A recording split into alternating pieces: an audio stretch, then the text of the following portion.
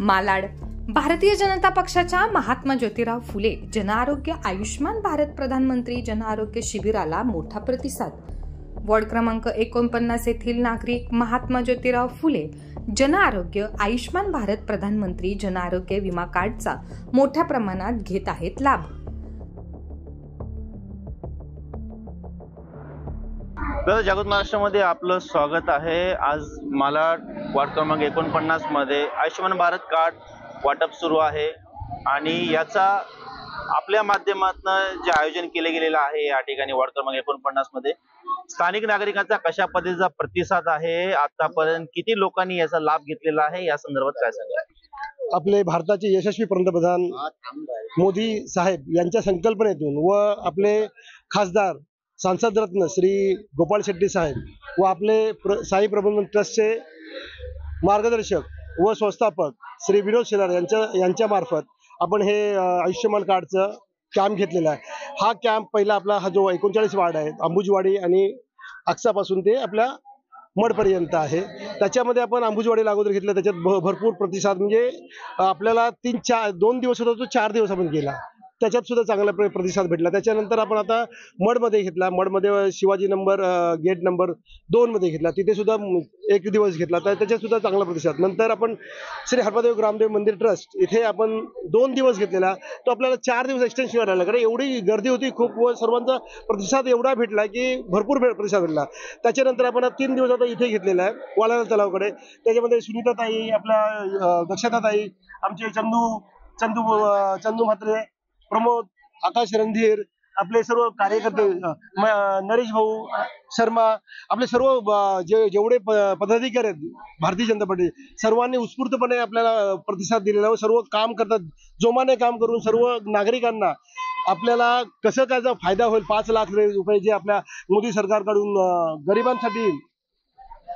गरिबांसाठी ही जी योजना आहे आरोग्य विमा योजना, ह्याचा लाभ कसा होईल, ह्याचा चांगल्या प्रकारे उपयोग कसा घ्यायचा हे सुद्धा आम्ही समजावून सांगत असतो। महत्वाचं म्हणजे आणखी या ठिकाणी कालावधी वाढवला जाईल का, आणि या ठिकाणी येणारे जे नागरिक आहेत त्यांनी कोणकोणत्या गोष्टी सोबत घेऊन यायचं आहे, आणि आपल्या माध्यमातून जे स्मार्ट कार्ड बनवून दिलं जात आहे ते किती दिवसामध्ये लगेच तात्काळ बनवून दिलं जातं का, त्यासाठी किती शुल्क आकारलेली आहे, या संदर्भात सविस्तर काय माहिती द्या। आता आपण ह्याचा प्रतिसाद कसा आहे त्याच्यावर अजून नंतर वाढवूया।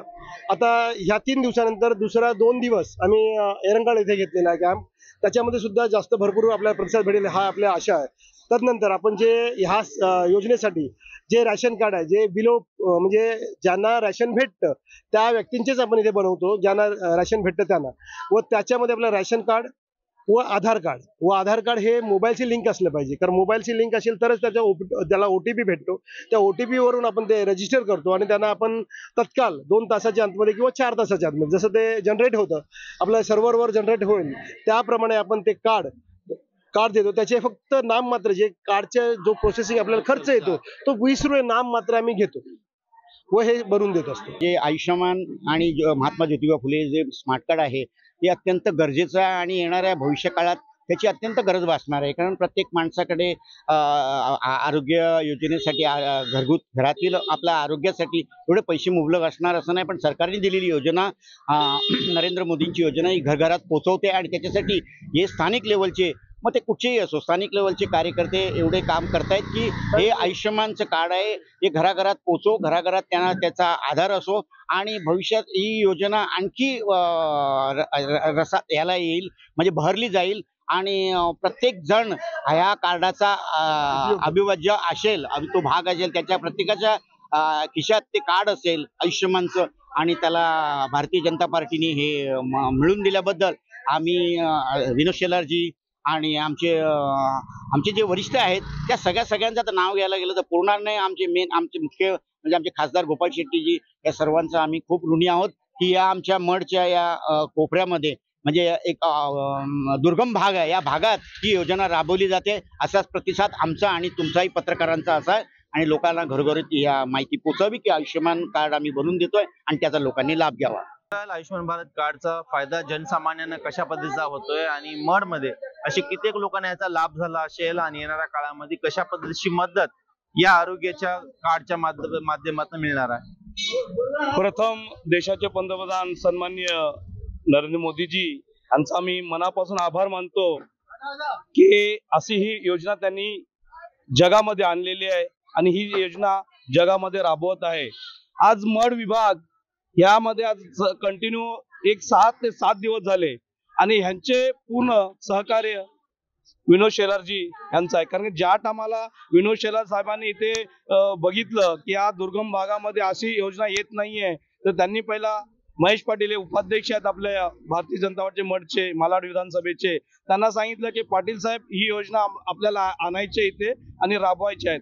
तर खरोखर विनोद शेलार साहेबांचं जेवढं कौतुक करायचं तेवढं कमीच आहे।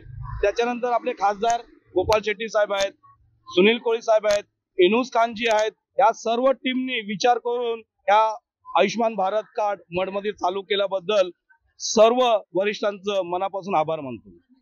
यासाठी महिलांचा कशा पद्धतीचा प्रतिसाद आहे तुम्ही काय सांगा? नमस्कार, माझं नाव सुनीता जोशी, मी महामंत्री आहे या वॉर्डची।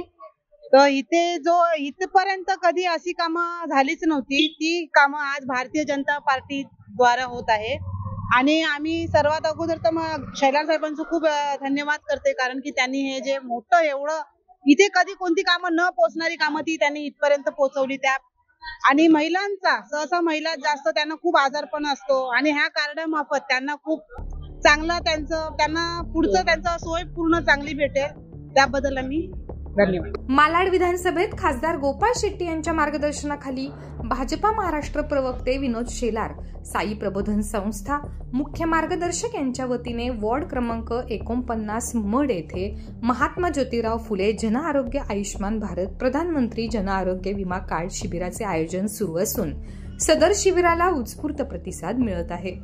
सदर शिबिराचा लाभ घेण्याचे आवाहन मालाड विधानसभा उपाध्यक्ष महेश पाटील, वाहतूक विभाग अध्यक्ष आकाश रणधीर यांनी केले आहे। जागृत महाराष्ट्र न्यूज, मुंबई। चॅनलला आता आपण ट्विटरवरती देखील फॉलो करू शकता। तसेच जागृत महाराष्ट्राच्या वेबसाईटला भेट देण्यासाठी गुगलवर टाईप करा www.jagrutmaharashtranews.com। तसेच जागृत महाराष्ट्राला ट्विटर, इंस्टाग्राम, फेसबुक आणि यूट्यूबला फॉलो करा। तसेच बातम्यांना लाईक आणि शेअर करायला विसरू नका।